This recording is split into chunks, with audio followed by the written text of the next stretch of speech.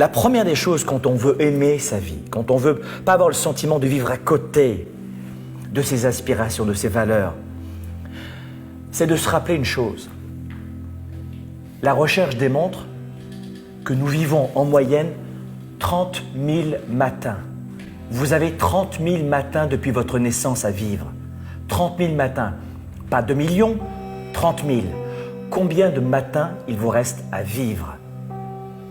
Et ça, je sais que je suis rude, mais n'oubliez jamais ici que on n'a qu'une vie ici sur Terre et qu'elle est courte, et que ces 30 000 matins, libre à vous d'en faire ce que vous voulez. Et chaque matinée, vous décidez. La deuxième des choses, c'est un peu rude ce que je dis. Ah, mais c'est très vrai. Ça fait réfléchir à mon tête. Mais la deuxième des choses, c'est que ça suffit maintenant, basta, de se comparer sans arrêt aux autres. La vie est dure. À quoi vous la comparez? Cessez de vous comparer au voisin. Le voisin, l'herbe est plus verte chez le voisin.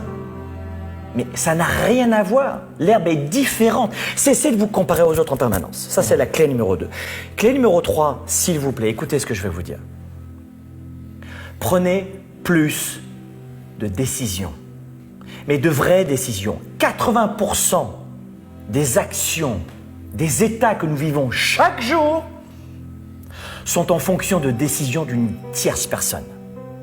Ça veut dire, vrai ou faux? Oui.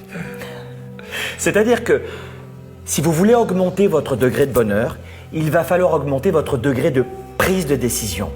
Je ne sais pas qui vous êtes et je ne sais pas si c'est vous dans le couple qui portez plus de choses sur les épaules ou pas. Mon point n'est pas là.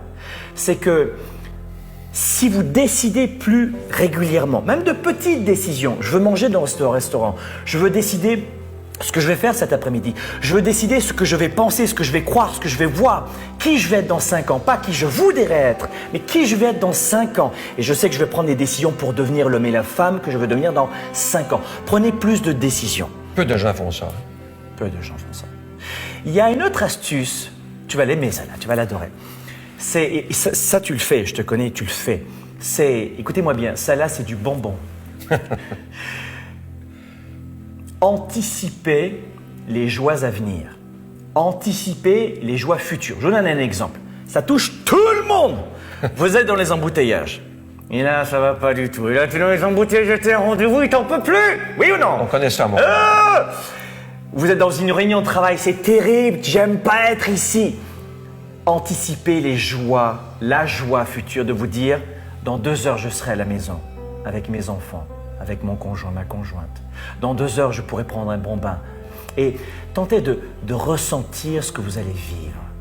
Tentez d'apprécier, de respirer comme vous respiriez à ce moment-là, face à vos enfants, vos partenaires, les gens que vous aimez.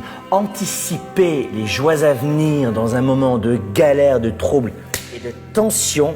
Ça, c'est du bonbon.